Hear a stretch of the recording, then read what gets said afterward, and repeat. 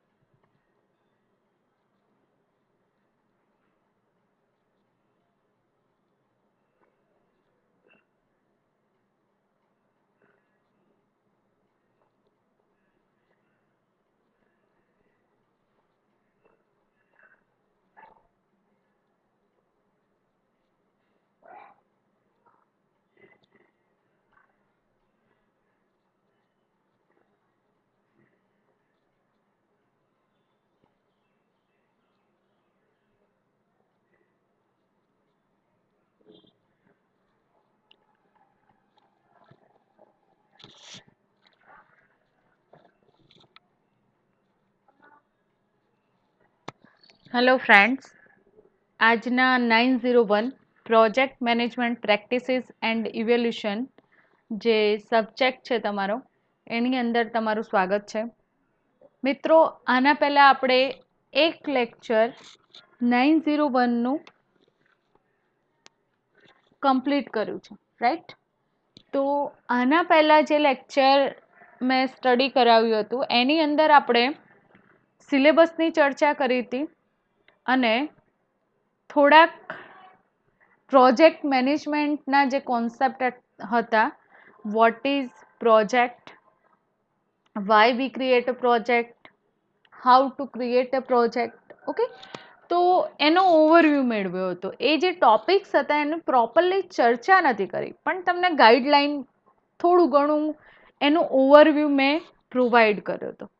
તો તમારા જેટલા પણ સિલેબસના આ સબ્જેક્ટના ટોપિક છે તો એની ડિટેલ્સની અંદર 1 બાય 1 ટોપિક્સની આપણે ચર્ચા કરવાની છે ફ્રેન્ડ્સ. તો આપણે આજથી સિલેબસના ટોપિક્સની શરૂઆત કરી રહ્યા છીએ, જે ડીપલી તમને જેટલું પોસિબલ થશે તો જે પણ સિલેબસના ટોપિક્સ છે એનું ડીપલી ડિસ્કશન કરીશું અહીંયા. તો ફર્સ્ટ ઓફ ઓલ આજના લેક્ચરની અંદર તમારે કયા કયા ટોપિક્સ સ્ટડી કરવાના છે? તો વોટ ઇઝ પ્રોજેક્ટ, એનું આપણે ડિટેલની અંદર પ્રોજેક્ટ શું છે એ તમારા માઇન્ડની અંદર ક્લિયર એ ટોપિક્સને હું કરીશ, રાઈટ.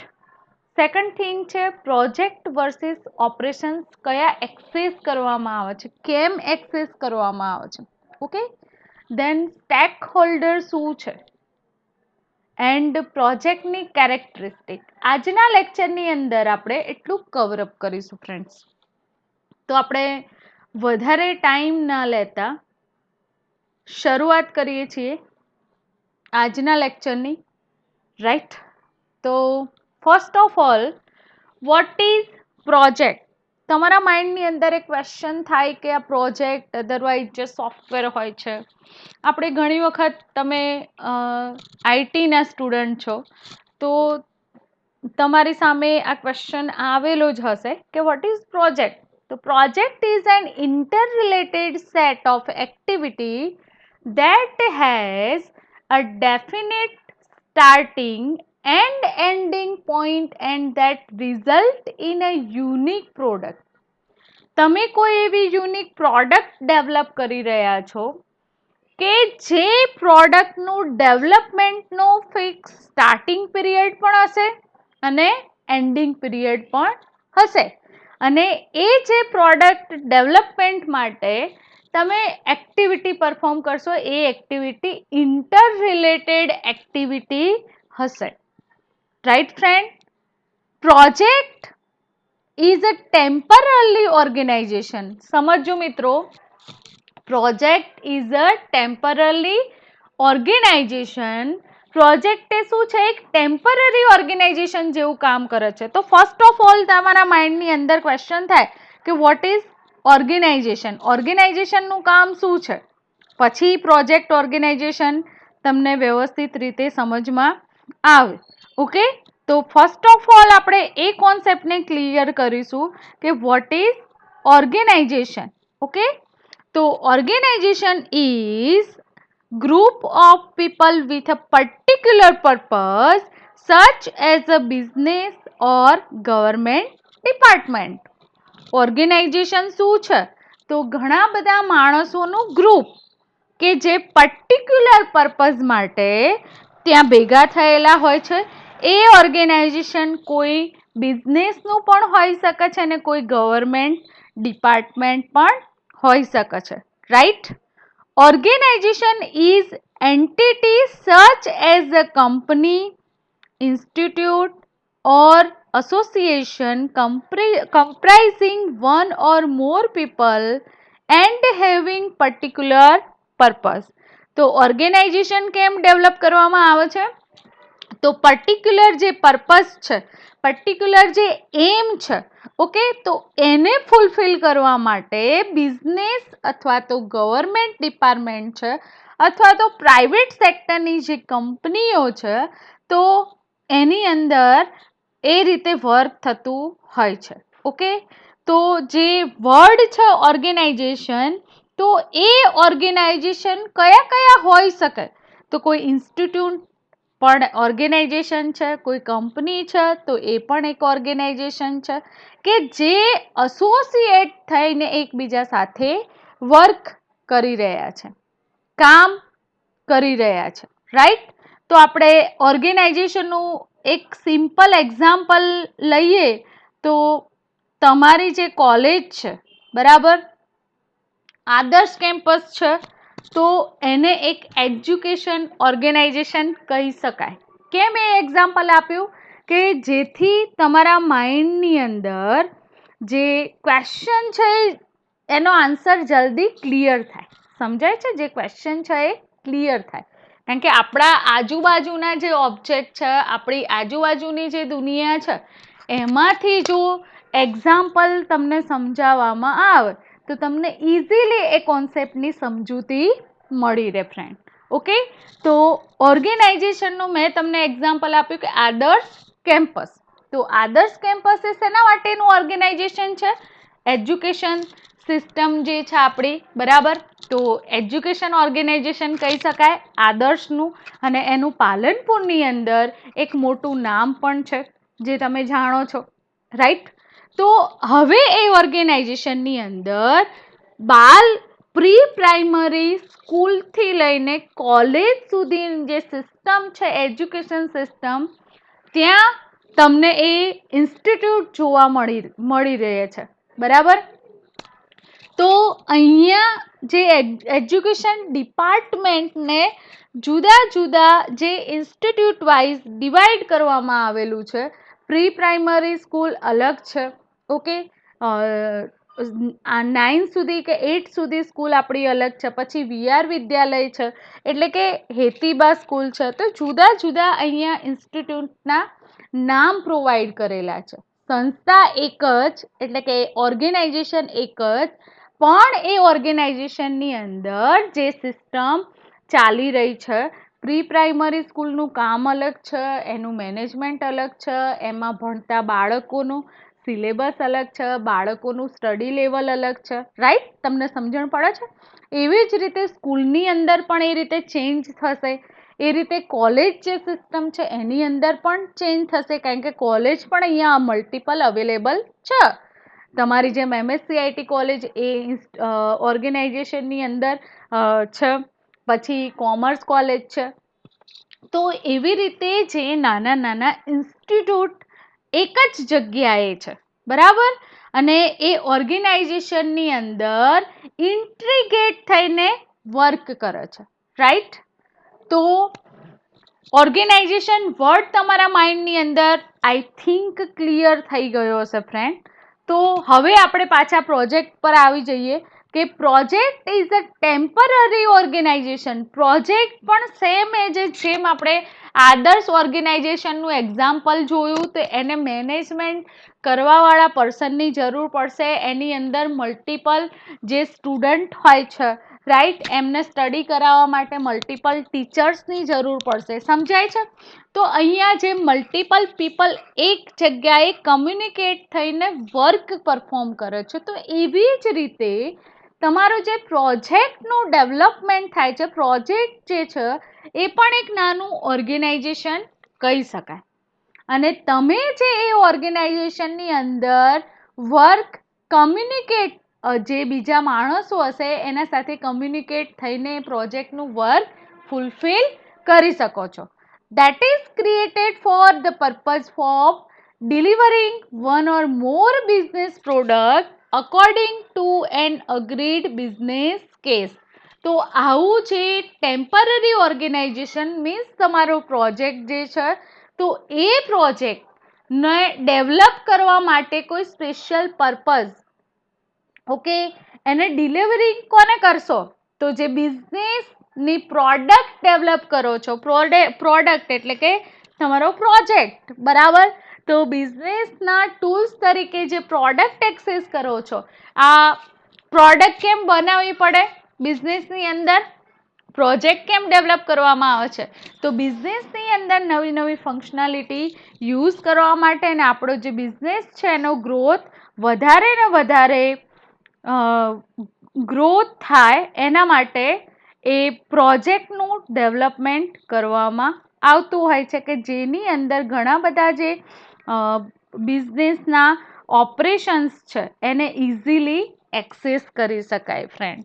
ઓકે, તો એના માટે પ્રોજેક્ટ ડેવલપ થતા હોય છે. આઈટી સેક્ટરની મદદથી ઘણા બધા એવા બિઝનેસના કામ છે કે જે પ્રોજેક્ટ ડેવલપ થશે, સોફ્ટવેર ડેવલપ થશે ને ઇઝીલી બિઝનેસની અંદર એક્સેસ કરવામાં આવશે ફ્રેન્ડ્સ. રાઈટ? તો એક એક્ઝામ્પલ લઈએ આપણે, એઝ અ પ્રોજેક્ટ તમને કેવી રીતે હેલ્પફુલ થાય છે. ઓકે, તો હાલ ઓનલાઈન સિસ્ટમ જે તમે અત્યારે હાલ જે ફીલ કરી રહ્યા છો કે સૌથી વધારે ને વધારે ઓનલાઈન આપણે બધું જ કામ પ્રોપરલી પરફોર્મ કરી રહ્યા છીએ. એક્ઝામ્પલ તરીકે બેન્કિંગ સિસ્ટમ લઈ લઈએ, તો બેન્કિંગ સિસ્ટમ પ્રાઇવેટ પણ અવેલેબલ છે અને ગવર્મેન્ટ પણ અવેલેબલ છે. બરાબર. તો બેન્કિંગ જે સિસ્ટમ છે આપણી, તો પહેલાં મેન્યુઅલ જે સિસ્ટમ હતી, એટલે આપણે કોઈ પણ કામ હોય બેંક અકોર્ડિંગ, તો આપણે ત્યાં જવું પડતું હતું બેંકની અંદર, અને આપણું જે કામ છે એ પર્ટિક્યુલર પર્સન પાસે ફૂલફિલ કરવું પડતું હતું ત્યાં જઈને, રાઈટ ફ્રેન્ડ? તો એ જ સિસ્ટમ હાલની દ્રષ્ટિએ જોઈએ તો થોડીક અલગ પડી રહી છે કે કેશલેસ સિસ્ટમ નરેન્દ્ર મોદી સાહેબ પણ આપણને એ કામ કરવા માટે ઇન્ક્રીઝ કરે છે, બરાબર, તમને પ્રોત્સાહિત કરતા હોય છે. તો કેશલેસ સિસ્ટમની વાત કરીએ તો કેશલેસ સિસ્ટમ વધુ અપનાવો એવું તમને કહેવામાં આવે છે બિઝનેસની અંદર.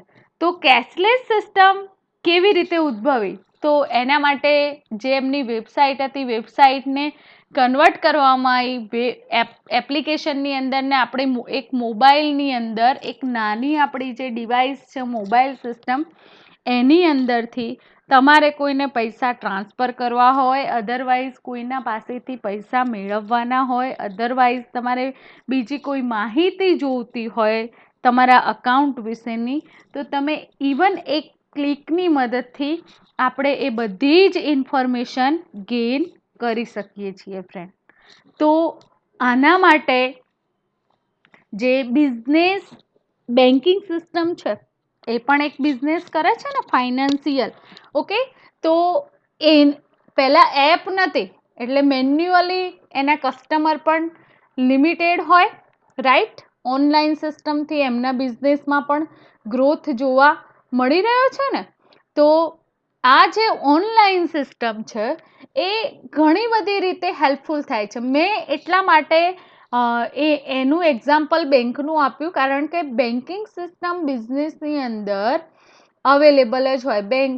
બેંક એટલે કે ફાઇનાન્સિયલી આપણે સોશિયલ લાઈફમાં પણ જરૂર પડે ને કોઈ પણ બિઝનેસ કરતા હો તમે તો પણ એની જરૂર પડે છે, રાઈટ ફ્રેન્ડ? તો તમને હવે સમજમાં આવતું હશે કે પ્રોજેક્ટનું કેમ ડેવલપમેન્ટ જરૂરી છે ને. આ ફર્સ્ટ લેક્ચરની અંદર આપણે એનું ડિસ્કશન કરેલું છે, ઓકે. તો પ્રોજેક્ટ એ ટેમ્પરરી ઓર્ગેનાઇઝેશન છે કે એ પ્રોડક્ટનું જ્યારે ડેવલપમેન્ટ થશે, જે એનો સ્ટાર્ટિંગ પીરિયડ હશે અને જે એનો એન્ડિંગ પીરિયડ છે, એ વચ્ચે જે પ્રોજેક્ટ ડેવલપમેન્ટ પીરિયડ છે એની અંદર જે એમ સાથે કામ કરી રહ્યા છે જે પર્સન, મલ્ટિપલ પર્સન, તો એમને એકબીજા સાથે કમ્યુનિકેટ થઈને મેનેજેબલ થઈને વર્ક ફૂલફિલ કરવું પડશે, તો જ તમારી પ્રોડક્ટ જે છે એ પ્રોપરલી ક્રિએટ થશે, રાઈટ ફ્રેન્ડ? હવે આપણે જોઈએ કે ડેફિનેશન પરથી આપણને બે વસ્તુ કન્ક્લુડ કરી શકીએ. The nature of project is a temporary અને project is undertaken to produce a unique output. પ્રોજેક્ટનું નેચર કેવું છે? ટેમ્પરરી. જ્યારે એ સિસ્ટમ પ્રોપરલી ડિઝાઇન થઈને ડેવલપ થઈ જશે એટલે એ જે પ્રોડક્ટ હતી એનું કામ કમ્પ્લીટ થઈ ગયું, બરાબર. તો એ પ્રોડક્ટ જે વેન્ડર હશે એને પ્રોવાઈડ કરી દેવામાં આવશે. અને second one, project is undertaken to produce unique output. તમે જે પ્રોજેક્ટ અથવા તો સોફ્ટવેર જે ડેવલપ કરશો તો એનું આઉટપુટ કેવું હશે? યુનિક હશે. Output can be product, service or result. હવે એઝ અ તમે જે પ્રોજેક્ટ ડેવલપ કરશો એનું આઉટપુટ આપણને શું મળશે? તો કોઈ પ્રોપર સોફ્ટવેર પ્રોડક્ટ મળશે, અધરવાઇઝ કોઈ સર્વિસીસ હશે, અધરવાઇઝ એનું રિઝલ્ટ મળશે પ્રોપરલી, ઓકે ફ્રેન્ડ? તો project in general refer to a new endeavor with specific objective and various so widely that is very difficult to precisely define it. Project એ શું છે? Generally new તમારે જે software, new invention કરવાનું હોય specific objective સાથે, તો એને તમે પ્રોજેક્ટ કહી શકો છો. Some of commonly quoted definition are as follow. મેં તમને અહીંયા બે ડેફિનેશન સમજાવી, okay. Project is a unique process consist of set coordinate and control activity with a start and finish date. Project A unique process છે જેની મદદથી તમે coordination કરીને એક્ટિવિટીને કંટ્રોલ કરી શકો છો અને એની સ્ટાર્ટ અને ફિનિશ ડેટ ફિક્સ હોય છે. Undertaken to achieve an objective conforming to specific requirement including and constraint of time, cost and resources. અહીંયા ફ્રેન્ડ જે પણ ઓબ્જેક્ટિવ અચીવ કરવાનો છે એ કન્ફર્મ છે, ઓકે, ફિક્સ છે કે તમારે આ રીતની પ્રોડક્ટ ડેવલપ કરવાની છે. તો એ જે પ્રોડક્ટ ડેવલપ કરવા માટે એના સાથે શું ઇન્ક્લુડિંગ થશે, તો કોઈ સ્પેસિફિક રિક્વાયરમેન્ટ યુઝરની અથવા ક્લાયન્ટની, કયા કયા કન્સ્ટ્રેન્ટ એક્સેસ થશે અને ટાઈમ એન્ડ કોસ્ટ એન્ડ કયા રિસોર્સિસ તમે એક્સેસ કરશો એના ડેવલપમેન્ટ માટે. તો એ બધી જ વસ્તુ એની સાથે સંકળાયેલી હશે. અહીંયા આપણે એક્ઝામ્પલ લઈએ પ્રોજેક્ટનું, તો developing a watershed, creation irrigation facility, developing a new variety of crop, developing new breed of animal. અહીંયા શેનું એક્ઝામ્પલ આપેલું છે, વોટર શેડ તમારે ડેવલપ કરવો છે, એનો પ્રોજેક્ટ ડેવલપ કરવાનો છે. તો ફર્સ્ટ વન, કઈ કઈ ફેસિલિટી તમે પ્રોવાઈડ કરશો તમારા સોફ્ટવેરની અંદર, ઓકે, તો એની ઇન્ફોર્મેશન આપશે. Developing a new variety of crop, cropping માટે કઈ વેરાયટી અવેલેબલ છે માર્કેટની અંદર, તો એની ઇન્ફોર્મેશન આવશે. Developing a new breed of animal, તો એનિમલ માટે તમે નવું શું ઇન્વેન્શન કરો છો, એને હેલ્પફુલ થાય એવી સિસ્ટમ એના માટે ડેવલપ કરી રહ્યા છો. Developing a agro processing centre, construction of a farm building, setting of a concentrated feed plant, etcetera etcetera જેવી ફંક્શનાલિટી એની અંદર એડ કરવામાં આવશે. It may be noted that each of these projects differ in a composition, type, scope, size and time. તો હવે આપણે જોઈશું પ્રોજેક્ટની વાત. અહીંયા કમ્પ્લીટ કરી તો અંતે તમને શું જોવા મળે છે, અહીંયા બે ત્રણ બીજા એક્ઝામ્પલ આપેલા છે કે તમારે કન્સ્ટ્રક્શન ઓફ બિલ્ડિંગ, જેની આપણે ફર્સ્ટ લેક્ચરની અંદર પણ ચર્ચા કરવામાં આવી હતી. Development of a new pharmaceutical drug જે હોય, તો ડ્રગ માટેનું સોફ્ટવેર તમારે ડેવલપ કરવાનું હોય તો એની અંદર એની રિક્વાયરમેન્ટ પ્રમાણે સિસ્ટમના ફંક્શન યુઝ કરવામાં આવશે. એના રિસોર્સિસ કયા કયા એક્સેસ કરવા, તો એની ડિટેલની અંદર એ વસ્તુની ચર્ચા થશે friend. Project management is concerned with the control of important activity for relatively short period of time after which management effort end. Management વસ્તુ અલગ છે અને પ્રોજેક્ટ આખી વસ્તુ અલગ છે. Management is generally perceived as concerned with a planning, organizing and control of the ongoing process or activity. હવે તમે જે પણ સોફ્ટવેરનું ડેવલપમેન્ટ કરી રહ્યા છો, અધરવાઇઝ કોઈ પણ પ્રોજેક્ટનું ડેવલપમેન્ટ કરી રહ્યા છો, તો એનું જે ટાઈમ પીરિયડ ફિક્સ હોય છે, કયા રિસોર્સિસ એક્સેસ કરવા, એની કોસ્ટ ફિક્સ હોય છે, રાઈટ.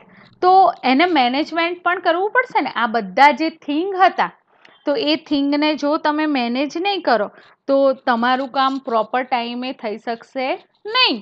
એ ચાહે પ્રોડક્ટનું ડેવલપમેન્ટ, અધરવાઇઝ એનું આઉટપુટ, એનું ટેસ્ટિંગ છે, ઘણા બધા ફેઝિસ હોય છે પ્રોજેક્ટ ડેવલપમેન્ટની અંદર, તો એ પ્રોપરલી વર્ક થશે નહીં. એટલે પ્રોજેક્ટ જ્યારે ડેવલપ કરતા હોઈએ ત્યારે એનું પ્રોપર મેનેજમેન્ટ થાય, એ પણ એટલું ને એટલું ઇમ્પોર્ટન્ટ છે.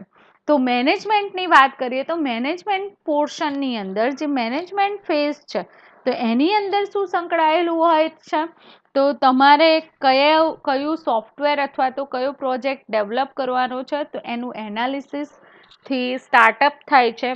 તો એને જેટલી પણ એક્ટિવિટી છે એને પ્લાનિંગ કરવું પડે. એનું પ્લાનિંગ કરવું પડે કે કોણ, કઈ ટીમ કયું વર્ક પરફોર્મ કરશે. ઓકે, અને કેટલું વર્ક તમારે આ સિસ્ટમની અંદર આ પ્રોજેક્ટ ડેવલપમેન્ટ માટે કરવાનું છે, કયા રિસોર્સિસ એક્સેસ કરવાના છે, તો આ બધી જ વસ્તુઓ જે છે એનું પ્લાનિંગ કરવું પડશે. પ્લાનિંગ થયા પછી એ જે સેટ ઓફ થિંગ છે એને ઓર્ગેનાઇઝ કરવા પડશે, અને એને ઓર્ગેનાઇઝ કરવા માટે પ્રોપરલી એ સિસ્ટમ તમારી વર્ક કરે એના માટે control of ongoing process on activity, એટલે કે કામ વર્ક ડિવિઝન થશે અને કોઈ પર્સન હશે મેનેજમેન્ટ પર્સન તો એને ટેકલ કરી શકશે.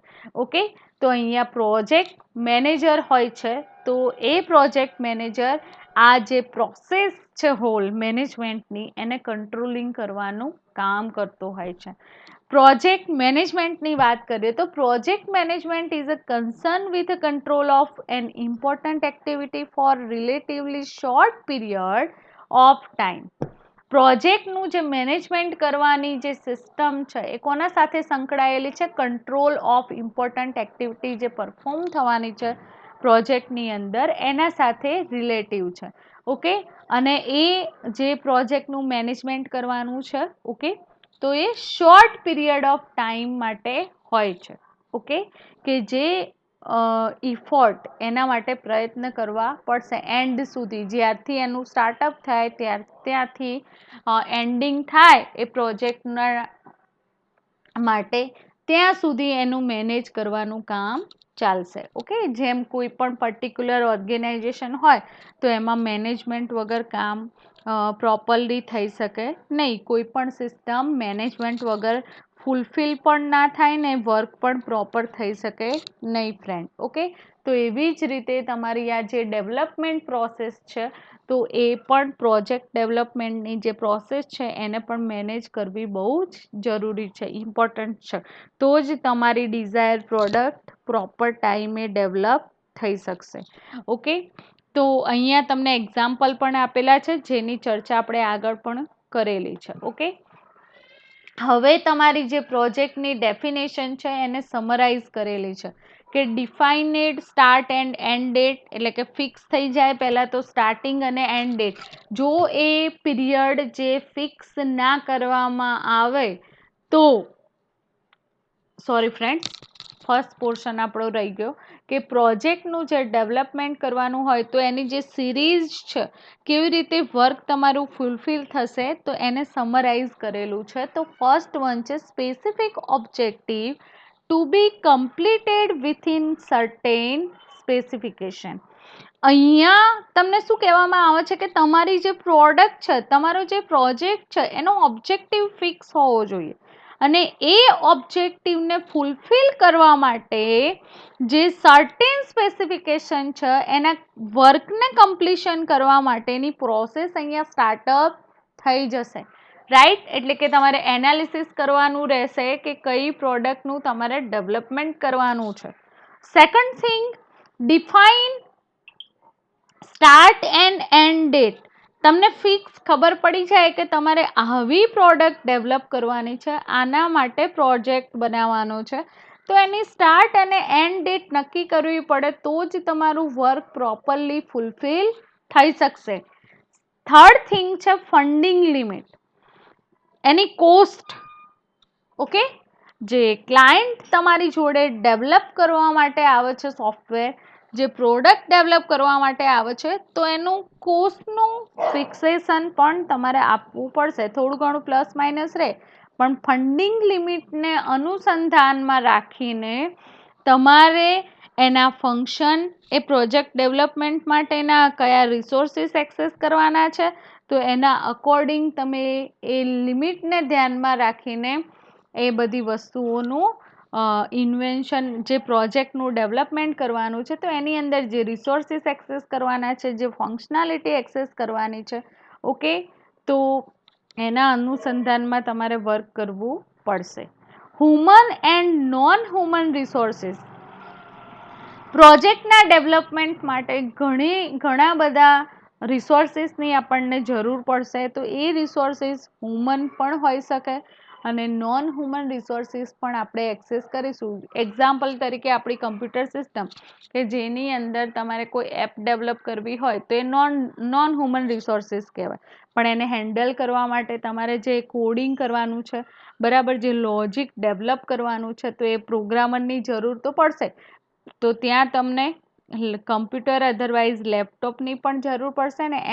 એ જે કોડિંગ કરવાનું છે, એપ કે પ્રોડક્ટ તમારી જે ડેવલપ થવાની છે, તો એ આઈટી પર્સનની પણ તમને ત્યાં જરૂર પડશે, રાઈટ. Multi functional focus.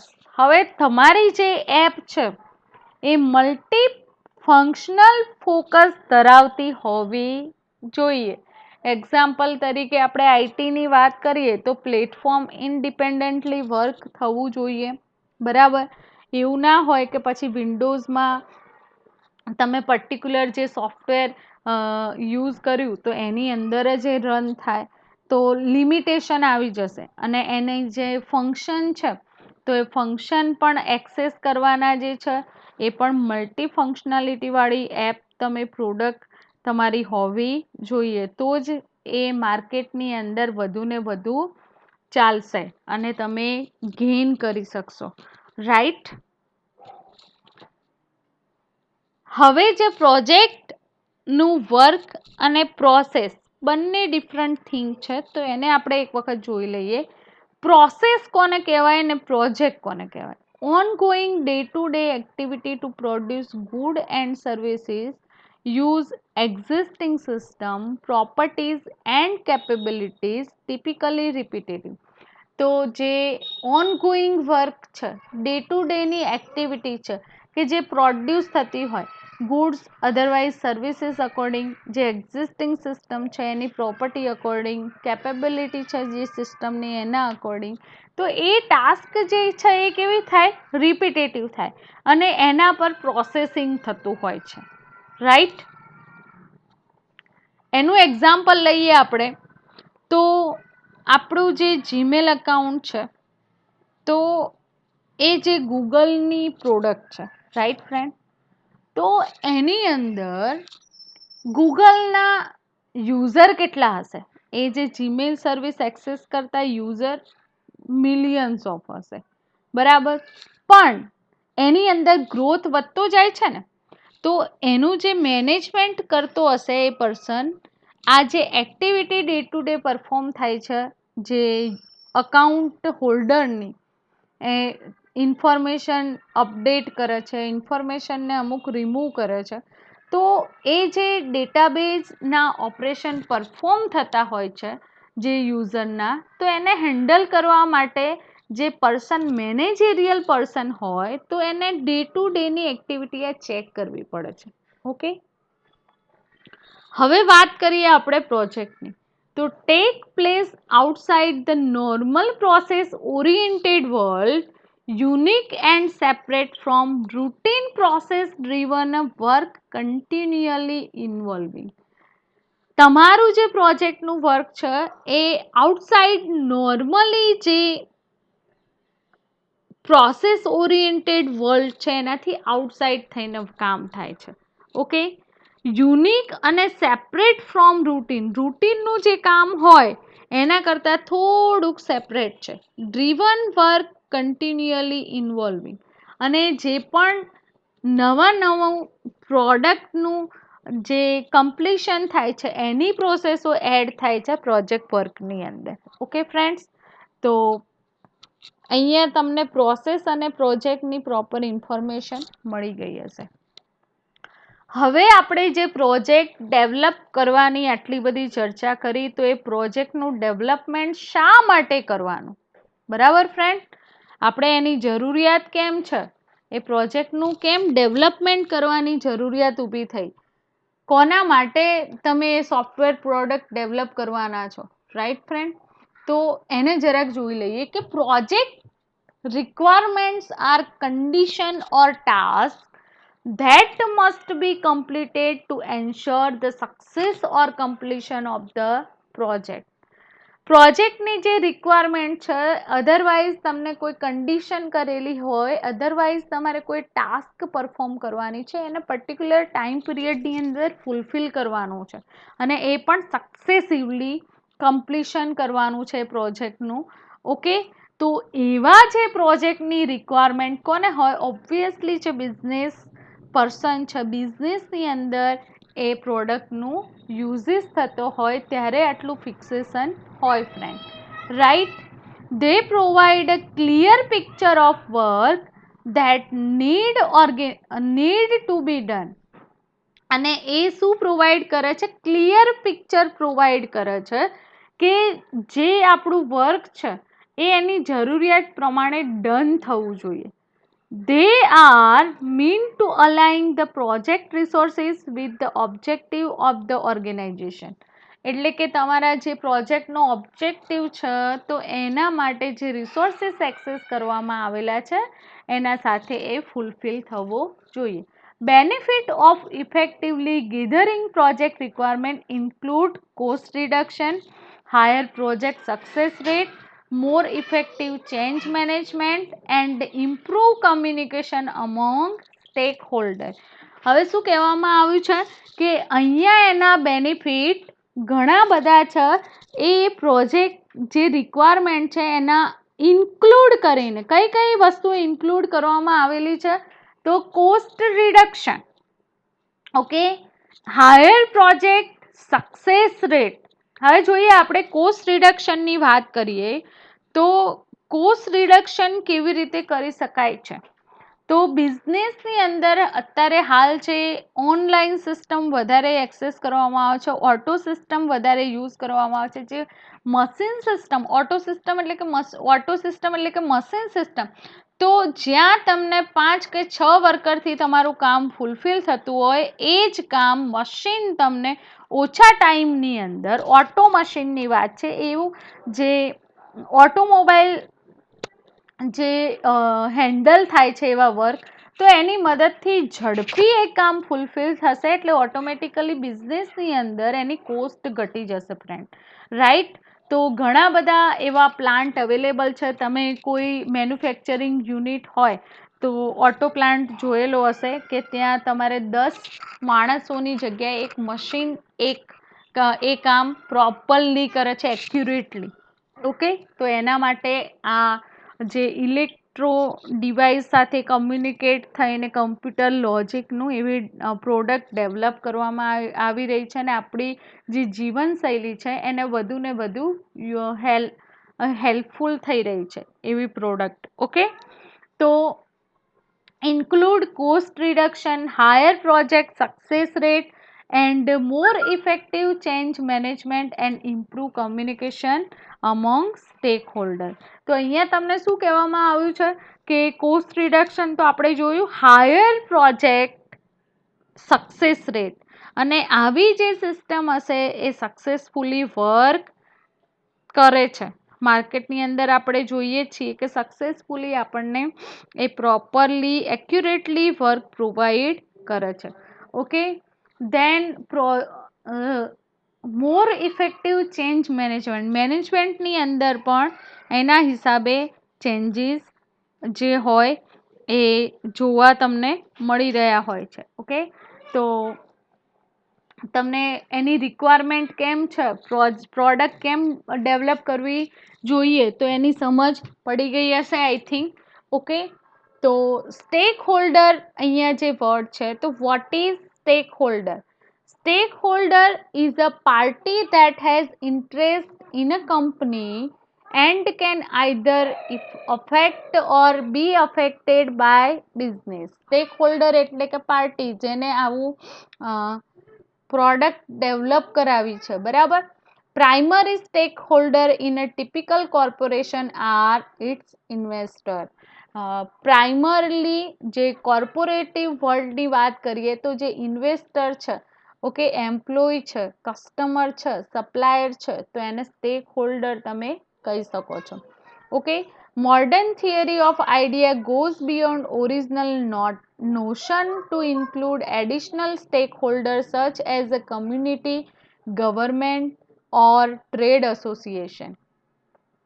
હવે જે ઓરિજિનલ જે સ્ટેક હોલ્ડર વર્લ્ડ છે, તો એની અંદર જે કમ્યુનિટી છે, ગવર્મેન્ટ છે, અથવા તો ટ્રેડ બિઝનેસના જે મોટા મોટા એસોસિએશન છે, એને પણ તમે સ્ટેક હોલ્ડર કહી શકો છો. આ ટોપિક હજી ડિટેલ્સની અંદર ફ્રેન્ડ્સ આવશે. તો સ્ટેક હોલ્ડરને પહેલાં આપણે સમજી લઈએ કે stack holders can be internal or external.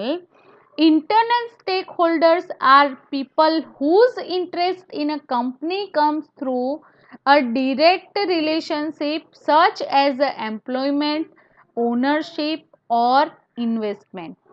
સ્ટેકહોલ્ડરની વાત કરીએ તો stakeholder can be internal or external. Stakeholder બંને હોઈ શકે, ઇન્ટરનલ પણ હોઈ શકે અને એક્સટર્નલ પણ હોઈ શકે. ઇન્ટરનલ સ્ટેકહોલ્ડરની વાત કરીએ એટલે કે કયા માણસો, તો હુઝ ઇન્ટરેસ્ટ ઇન અ કંપનીની અંદર જે માણસો કામ કરી રહ્યા છે, એક્ઝામ્પલ તરીકે એમ્પ્લોયમેન્ટ છે, ઓનરશિપ જે માલિકો છે, જે કામ કરી રહેલા પર્સન, અને જે ઇન્વેસ્ટ કરેલું છે જે માણસોએ, એ બધાને એઝ એ એક્ઝામ્પલ તમે સ્ટેક હોલ્ડર લઈ શકો છો. એક્સટર્નલ સ્ટેક હોલ્ડરની વાત કરીએ તો external stakeholders are those people who do not directly work with a company but are affected in a some way by action and outcome of said business. External સ્ટેક હોલ્ડરની વાત કરીએ તો એક્સટર્નલ સ્ટેક હોલ્ડર એ કયા માણસો છે, તો એ કંપનીને કોઈ અફેક્ટ કરતા નથી, એની અંદર વર્ક કરી રહ્યા નથી, પણ આઉટસાઇડ જે માણસો છે અને આઉટસાઇડલી એક્શન પરફોર્મ કરે છે, ઓકે, બિઝનેસની અંદર રહીને, તો એ માણસો પણ સ્ટેક હોલ્ડર એઝ એ કહેવાય. બરાબર. સપ્લાયર છે, ક્રેડિટર છે, પબ્લિક ગ્રુપ છે, ઓકે, તો એને પણ એક્સટર્નલ સ્ટેક હોલ્ડર કહી શકીએ આપણે. ઓકે, એક્ઝામ્પલ જોઈએ તો investor are common type of internal stakeholder and are greatly impacted by the outcome of the business. આપણે કોઈ પણ ઇન્વેસ્ટર હોય, બરાબર, તો ઇન્વેસ્ટર એ કોમન ટાઈપ કહેવાય ઇન્ટરનલ સ્ટેક હોલ્ડરનો, કે જે ગ્રેટલી તમારા બિઝનેસના સાથે કમ્યુનિકેટ રહે છે. Okay, venture capital firm decide to invest 5 million into technology startup in a return from 10% equity and significant influence, the firm become an internal stakeholder of the startup. હવે તમને અહીંયા એક રેશિયો પ્રોવાઈડ કરેલો છે કે 10% જે ઇક્વિટી શેર્સ હોય છે, તો એ સિગ્નિફિકન્ટ ઇન્ફ્લુઅન્સ પર આધારિત હોય છે. જે પણ ફર્મ હોય છે, જે ઇન્ટરનલ સ્ટેક હોલ્ડરને સ્ટાર્ટઅપ કર્યું હોય છે, તો એમના સ્ટાર્ટઅપ સિવાય જે 10% ઇક્વિટી શેરની મદદથી એમનો બિઝનેસ ચાલતો હોય છે. Return of the company's investment hinge on success or failure of the startup. હવે જે કંપનીનું જે ઇન્વેસ્ટમેન્ટ છે, એ ઇન્વેસ્ટમેન્ટ કેટલું સક્સેસફુલ હોય છે અને ફેલિયર હોય છે, તો એ એના સ્ટાર્ટઅપ પરથી નક્કી થાય છે. સમજાય છે ફ્રેન્ડ્સ કે સ્ટેક હોલ્ડર કોણ છે? તો બંને ઇન્ટરનલ અને એક્સટર્નલ સ્ટેક હોલ્ડર મેં તમને સમજાવ્યા છે. બરાબર. હવે આપણે વાત કરીએ કે પ્રોજેક્ટનું સ્ટાર્ટઅપ કેમ કરવું જોઈએ ને એનું એન્ડિંગ કેમ જરૂરી છે. જો એ પ્રોસેસ ના હોય, બંને પ્રોસેસ, તો કયા પ્રોબ્લેમ અકર થાય. બરાબર. તો એ ટોપિકની આપણે પ્રોપરલી ચર્ચા કરીએ. બરાબર, કે પ્રોજેક્ટનું સ્ટાર્ટઅપ કેમ જરૂરી છે અને એનું એન્ડિંગ પણ કેમ જરૂરી છે. ઓકે ફ્રેન્ડ્સ, તો પ્રોજેક્ટ સ્ટાર્ટઅપની વાત કરીએ તો જેવી માર્કેટની અંદર જે ડિમાન્ડ હોય છે, બરાબર, તો એના અકોર્ડિંગ એનું સ્ટાર્ટઅપ જરૂરી છે ફ્રેન્ડ. બરાબર. માર્કેટની અંદર જે ડિમાન્ડ હોય છે જે પ્રોડક્ટની, એવી પ્રોડક્ટ તમે ડેવલપ કરશો, એવો પ્રોજેક્ટ તમે ડેવલપ કરશો, ઓકે, તો તમારો જે પ્રોડક્ટ છે માર્કેટની અંદર ઇઝીલી સેલ થઈ જશે. એને ખરીદવાવાળા પર્સન ઘણા બધા હશે. પણ તમે જો માર્કેટની સિચ્યુએશન છે એ સિચ્યુએશન ને ધ્યાનમાં લીધા વગર જો પ્રોજેક્ટ ડેવલપ કરશો તો એ પ્રોજેક્ટ માટે રિસ્ક રહેશે. સમજાય છે friend?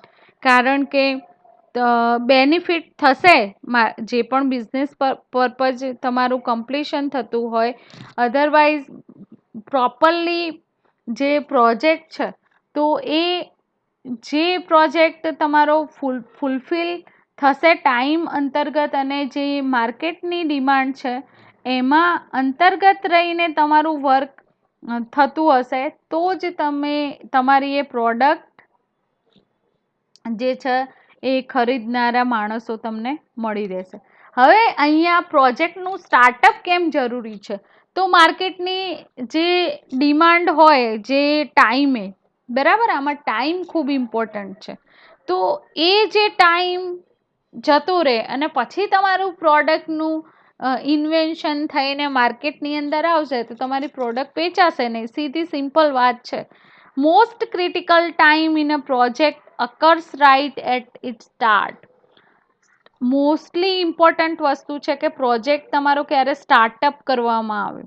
This is where everything required for the project success must be identified and incorporate into a viable project plan. તમારો જે પ્રોજેક્ટનું પ્લાન છે એનું સ્ટાર્ટઅપ નહીં કરો તો એ પ્લાન કેવું કાગળિયા ઉપર જ રહેશે. તમે કોઈ પણ નવી વસ્તુની શરૂઆત કરી રહ્યા છો, નવી શોપ છે, નવો બિઝનેસ છે, ઓકે, આપણે સિમ્પલ એક્ઝામ્પલ લઈએ તો એ જે બિઝનેસ છે આપણે પ્લાનિંગ બહુ મોટું કરી દીધું છે. પ્લાનિંગ એટલે ડિસાઈડ કરીને રાખ્યું છે કે હું કંઈક આવું નવી વસ્તુ માર્કેટની અંદર લાવીશ, આ ફંક્શનાલિટી આપીશ, આ ફંક્શન યુઝ કરીશ, આ ફેસિલિટી કસ્ટમરને આપીશ, પણ એની શરૂઆત નહીં થાય તો કોઈ કામની વસ્તુ છે ના.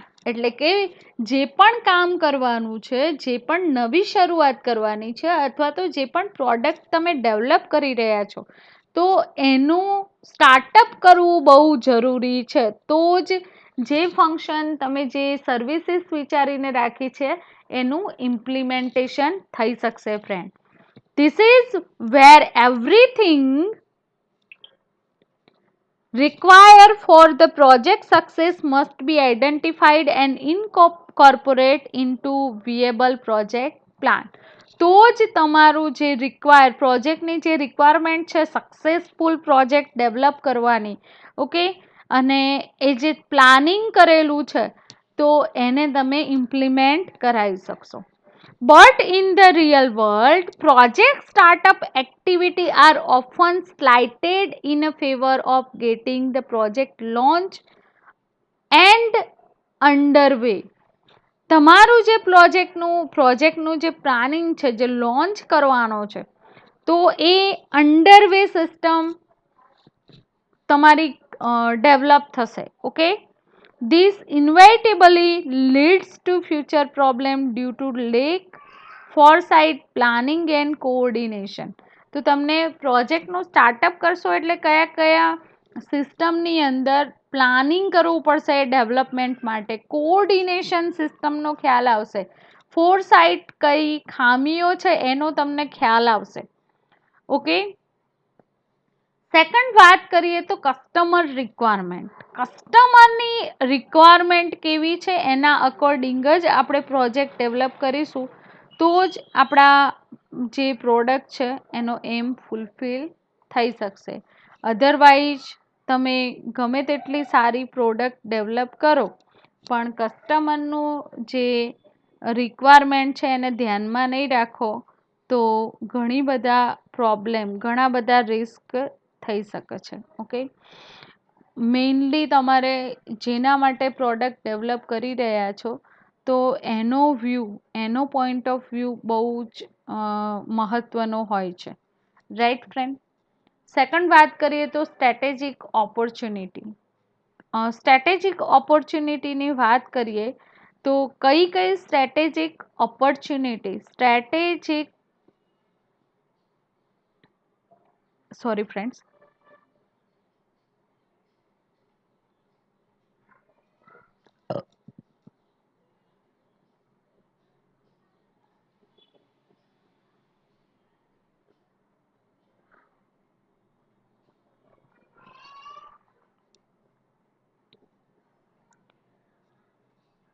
સ્ટ્રેટેજિક ઓપોર્ચ્યુનિટીની વાત કરીએ તો strategy complete or part of the ownership of project opportunity. કોનો પાર્ટ છે? ઓનરશિપ.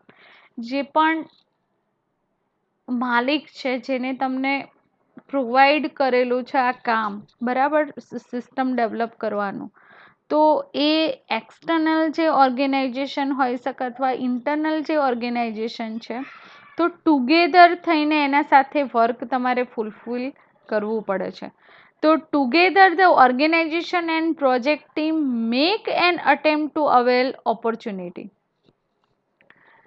તમારું જે કામ છે એ એક પ્રોજેક્ટની ઓપોર્ચ્યુનિટી પ્રોવાઈડ કરે છે, સ્ટ્રેટેજી. ઓકે, તો જે તમારો એક્સપિરિયન્સ છે, જે પ્રોજેક્ટ મેનેજર છે, તો એ જે પર્સન છે એ પ્રોજેક્ટને વધારે ને વધારે કેવો શાર્પફુલ બનાવવો, તો એના માટે તમને ગાઈડલાઈન પ્રોવાઈડ કરશે, રાઈટ. અને જે ઓનર છે એમની રિક્વાયરમેન્ટ પ્રમાણે તમારી પ્રોડક્ટ ફૂલફિલ કરી શકશો તમે. હવે ટેકનોલોજીકલ એડવાન્સમેન્ટની વાત કરીએ તો તમારી સિસ્ટમની અંદર કોસ્ટ અફેક્ટ કરે છે, મેં તમને પહેલાં જ કહી દીધું. તો એના અકોર્ડિંગ જે માર્કેટની અંદર કઈ કઈ ન્યૂ ટેકનોલોજી અત્યારે હાલ ચાલી રહી છે, કે જેની મદદથી તમારી જે પ્રોડક્ટ છે, જેનું ડેવલપમેન્ટ કરવાનું છે, તો એનું એડવાન્સમેન્ટ ટેકનોલોજીકલ થિંગ તમે જાણતા હશો તો ઇઝીલી તમે એ થિંગને તમારી સિસ્ટમની અંદર યુઝ કરી શકશો, રાઈટ ફ્રેન્ડ. અને લાસ્ટ વન છે લીગલ રિક્વાયરમેન્ટ. લીગલ રિક્વાયરમેન્ટ એટલે કે પ્રોડક્ટ તમારી જે ડેવલપ થશે, બરાબર, પ્રોજેક્ટની વાત કરીએ તો લીગલ રિક્વાયરમેન્ટ એટલે કે તમે એને કયા રાઇટ્સ આપશો, ઓકે, અને કઈ એક્સેસીસ પ્રોવાઈડ કરશો. This is a very important part. Okay, project મેનેજમેન્ટની અંદર જે લીગલ રિક્વાયરમેન્ટ છે એ ખૂબ જ મહત્વનો પાર્ટ પરફોર્મ કરે છે. કારણ કે તમે કોઈ સોફ્ટવેર એજ્યુકેશન માટેનું કોઈ સોફ્ટવેર એપ્લિકેશન બનાવો છો, બરાબર, તો એ જે એપ્લિકેશન યુનિક હોવી જોઈએ. દરેક માણસ પૈસા ક્યારે ખર્ચે કે તમે જે સોફ્ટવેર પ્રોડક્ટ ડેવલપ કરવાના છો એ યુનિક હોય, બરાબર, અને એનું કોપી ઓફ મોડલ ના મળી રહે, થોડું ઘણા ચેન્જીસ તમારે કરવા પડે, બરાબર, તો જ એના માટે લીગલ જે રિક્વાયરમેન્ટ હોય છે, પ્રોજેક્ટ મેનેજમેન્ટની અંદર જે રિસોર્સિસ એક્સેસ કરેલા હોય છે, જે બજેટ યુઝ કરેલું હોય છે, મોનિટરિંગ કરેલું હોય છે, બરાબર, પ્રોજેક્ટનું. તો project management distinct discipline has a recent year become increasingly prevalent. હવે જે એજન્સી હોય છે, અધરવાઇઝ સોલિસિટર જે ઓથરાઇઝ, રેગ્યુલેશન ઓથરાઇઝ હોય છે, બરાબર, તો તમે જે ટૂલ્સ એક્સેસ કરેલા છે, તો એનું લીગલ જે ડોક્યુમેન્ટેશન તમારે એને પ્રોવાઈડ કરવાનું હોય છે કંપનીને. ઓકે, જે પ્રોજેક્ટનું ઇનિશિએશન એટલે કે સ્ટાર્ટઅપ ડોક્યુમેન્ટ પણ એને કહી શકો છો, રાઈટ ફ્રેન્ડ. તો આ બધી વસ્તુઓ બહુ જ પ્રોજેક્ટના સ્ટાર્ટઅપ વખતે બહુ જ મહત્ત્વની વસ્તુઓ છે, કે પહેલાં તો તમારે શું ચેક કરવું પડશે માર્કેટની અંદર, જે તમે પ્રોડક્ટ ડેવલપ કરી રહ્યા છો તો એની ડિમાન્ડ કેટલી છે, ઓકે, એના અકોર્ડિંગ સેકન્ડ થિંગ શું ઇમ્પોર્ટન્ટ છે કે કસ્ટમરની રિક્વાયરમેન્ટ શું છે, તમારી જે પ્રોડક્ટ ડેવલપ કરી રહ્યા છો, તમે જે ફંક્શન એક્સેસ કરી રહ્યા છો, તો એના અકોર્ડિંગ કસ્ટમર તમારી પાસેથી શું માંગે છે એ પણ જાણવું જરૂરી છે. સ્ટ્રેટેજિક ઓપોર્ચ્યુનિટી તમે કઈ પ્રોવાઈડ કરવાના છો, ઓકે, ટેકનોલોજી કઈ એક્સેસ કરવાના છો, અને લીગલ રિક્વાયરમેન્ટ એટલે કે ડોક્યુમેન્ટેશન જે પ્રોવાઈડ કરો છો, તો એની અંદર પણ એ બધી જ વસ્તુઓ સંકળાયેલી છે.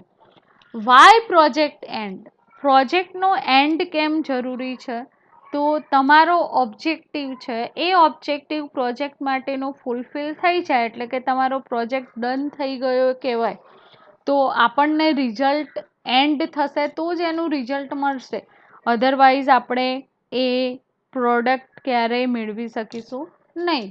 અને તમારા જે ઓબ્જેક્ટિવની અંદર તમે શું માગ્યું હતું, ઓકે, એ પ્રોડક્ટ તમારે કેવી જોઈતી હતી, એ બંને વસ્તુઓ મોસ્ટ ઇમ્પોર્ટન્ટ થિંગ છે.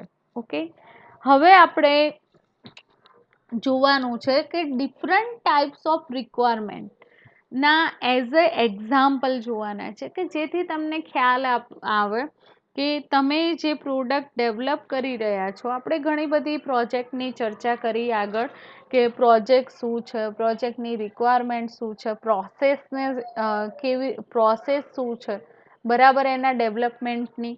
અને નેક્સ્ટ આપણે લાસ્ટમાં જોયું કે સ્ટાર્ટઅપ વખતે કઈ કઈ બાબતો ધ્યાનમાં રાખવાની છે, અને પ્રોજેક્ટનું એન્ડ કેમ જરૂરી છે, બરાબર. હવે આપણે થોડાક એક્ઝામ્પલ જોઈએ કે કેવી રિક્વાયરમેન્ટ હોય છે, કયા કેટેગરીની અંદર તમારો જે પ્રોજેક્ટ ડેવલપ કરો છો તો એની કેટેગરી હોય છે, બરાબર. તો ફર્સ્ટ ઓફ ઓલ આપણે કેટેગરીની વાત કરીએ ને પછી એના એક્ઝામ્પલને સમજીએ. તો ફ્રેન્ડ્સ, પ્રોજેક્ટ મેનેજમેન્ટ ટોપિક જે છે એની ચર્ચા થોડી ઘણી મેં કરેલી છે, બરાબર. અને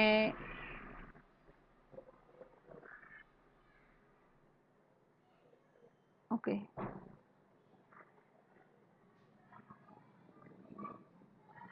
પ્રોજેક્ટ કેટેગરીની વાત કરીએ ફ્રેન્ડ, તો પ્રોજેક્ટની કેટેગરી કઈ કઈ છે તો એ પણ અહીંયા પ્રોવાઈડ કરેલું છે કે ફર્સ્ટ વન છે, જોઈ લઈએ એની category. Project requirement can be categorize into 3 main category: business, solution and stakeholder, જેની આપણે થોડી ઘણી આગળ ચર્ચા કરી.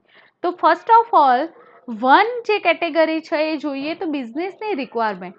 બિઝનેસ રિક્વાયરમેન્ટ આ higher level need of business. દરેક બિઝનેસની અંદર જે વેબસાઇટ કહીએ અથવા તો વેબ એપ્લિકેશન કહીએ અથવા તો મોબાઈલ એપ્લિકેશન કહીએ, એટલે કે જે ટેકનોલોજી એક્સેસ કરીને આઈટી ટેકનોલોજીની મદદથી જે સોફ્ટવેર પ્રોડક્ટ ડેવલપ કરવામાં આવે છે એની જરૂરિયાત દરેક બિઝનેસની અંદર હોય છે. They address what require and why project is a happening. એની અંદર શું હોય છે કે જે પણ પ્રોજેક્ટ છે એની અંદર શું રિક્વાયરમેન્ટ છે ઓનરની, અને તમે કેવો પ્રોજેક્ટ ડેવલપ કરશો એ બંને વસ્તુઓ મેઇનલી ઇમ્પોર્ટન્ટ છે. Getting back to our houses example, a business requirement might include build an eco-friendly house with high efficiency solar panel that will reduce carbon emission and reduce environment impact. હવે હાલની જે આપણે ઘરની જ સામાન્ય રીતે વાત કરીએ તો હવે બધા જ પર્સન ઇકો ફ્રેન્ડલી ઘર બનાવવા માંગે છે, કારણ કે કાર્બન ડાયોક્સાઇડનું દિવસે ને દિવસે પોલ્યુશન વધી રહ્યું છે, બરાબર, જેના કારણે આપણા લાઈફ ઉપર અસર થઈ રહી છે. એના કારણે વધારે ને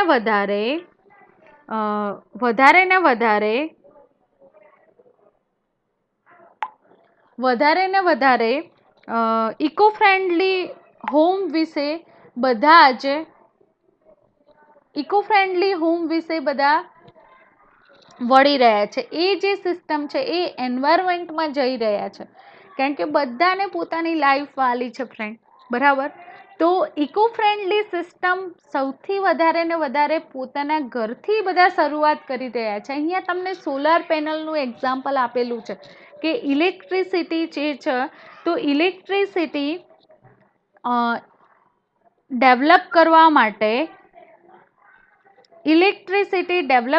માટે કેટલી જરૂરિયાત હોય છે, તો એના માટે ઘણા બધા રિસોર્સિસ તમે જોયેલા હશે કે ઇલેક્ટ્રિસિટી જે છે તો ઇલેક્ટ્રિસિટી માટે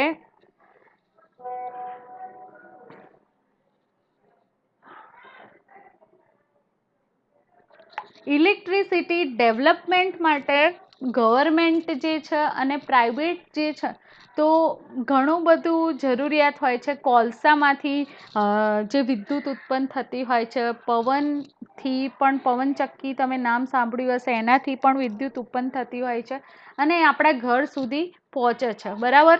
તો હવે નોર્મલી જે સૂર્યની એનર્જીથી આપણને એવી સિસ્ટમ ડેવલપ કરી છે કે જેની મદદથી આપણા ઘરની જે જીવન જરૂરિયાતની બધી વસ્તુઓ આપણે ચલાવી શકીએ છીએ. Right friend?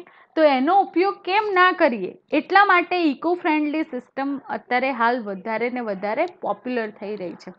હવે વાત કરીએ, આ તો એક નાનું એક્ઝામ્પલ હતું. સેકન્ડ વાત કરીએ તો solution requirement, which include both functional and non functional requirement are the specific features and characteristic of the product or service that meet all the requirement. હવે સોલ્યુશન રિક્વાયરમેન્ટની વાત કરીએ તો ફંક્શનલ પણ હોય ને નોન ફંક્શનલ પણ હોય. સમજાય છે? બિઝનેસની અંદર જે એના ઓનર્સ છે તો એ ઓનર માટે બિઝનેસની અંદર સોલ્યુશન જે રિક્વાયરમેન્ટ છે એ ફંક્શનલ જે રિક્વાયરમેન્ટ જે છે એ પ્રોડક્ટ માટેની, અધરવાઇઝ જે સર્વિસીસ રિક્વાયર છે એ ફંક્શનલ પણ હોઈ શકે અને નોન ફંક્શનલ પણ હોઈ શકે, જે સિસ્ટમની અંદર ફંક્શન એક્સેસ કરવામાં આવેલા હોય. એક્ઝામ્પલ અહીંયા સોલર પેનલનું જ આપેલું છે. Solar panel is a convert light into electricity. Solar પેનલની જે એનર્જી હોય એ આપણે શેમાં કન્વર્ટ કરીએ છીએ? ઇલેક્ટ્રિસિટીની અંદર. અને non functional requirement produce this electricity at efficiency rate 20%. તો જે નોન ફંક્શનલ રિક્વાયરમેન્ટ છે એની એ કેટલી છે? Only for 20%. બાકી બધા જે તમારી ઘરની અંદર જે શું કહેવાય એને, જે ટૂલ્સ સુવિધાઓ એક્સેસ કરીએ છીએ આપણે, એ બધાની અંદર તમે એ પાવર કન્વર્ટ કરી શકો છો ફ્રેન્ડ. ઓકે. અને સ્ટેક હોલ્ડરની મેં ઓલરેડી તમને વાત કરી દીધી છે. હવે આપણે એક્ઝામ્પલ જોઈ લઈશું. બરાબર. એક્ઝામ્પલ જોઈને પછી અહીંયા આપણે લેક્ચરને કમ્પ્લીટ કરીશું. ઓકે. તો અહીંયા business, user, functional, solution, non functional અને ઇમ્પ્લિમેન્ટેશન, અધરવાઇઝ એને ટ્રાન્ઝિશન પણ કહી શકો છો. તો બિઝનેસની વાત કરીએ તો બિઝનેસની અંદર કેવી રીતે એક્સેસ કરવામાં આવે છે, કેવી રિક્વાયરમેન્ટ હોય છે, તો reduce incorrectly process orders by 50% by the end of next quarter. Increase repeat order from customer by 10% within the 6 month after deployment. હવે બિઝનેસની અંદર વાત કરીએ તો અહીંયા ઓર્ડરિંગ જે ટેકનોલોજી છે એના માટેની વાત કરી છે. Reduce incorrectly process order by 50%. જે કરેક્ટલી ઓર્ડર કરવામાં આવે છે તો એ કરેક્ટ ઓર્ડરનું ફંક્શન તો એક્સેસ કરવામાં, તમે ઈ કોમર્સ વેબસાઇટ જોઈ હશે ફ્રેન્ડ, તો ઈ કોમર્સ વેબસાઇટ જે છે તો એની અંદર પેમેન્ટ કેવી રીતે કરવું, પ્રોડક્ટ કેવી રીતે પરચેસ કરવામાં આવે છે, ઓર્ડર કેવી રીતે પ્રોવાઈડ કરવામાં આવે છે. ઓકે. તો એના જુદા જુદા સેલ કેવી રીતે, પ્રોડક્ટને આપણે પરચેસ કરવી હોય તો એના માટે કયા ફેઝિસ પાર કરવા પડતા હોય છે.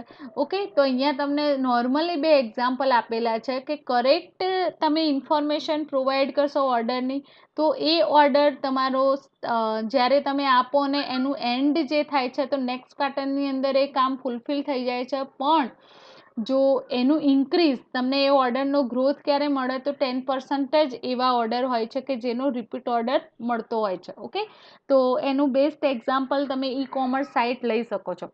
સેકન્ડ વન છે યુઝર.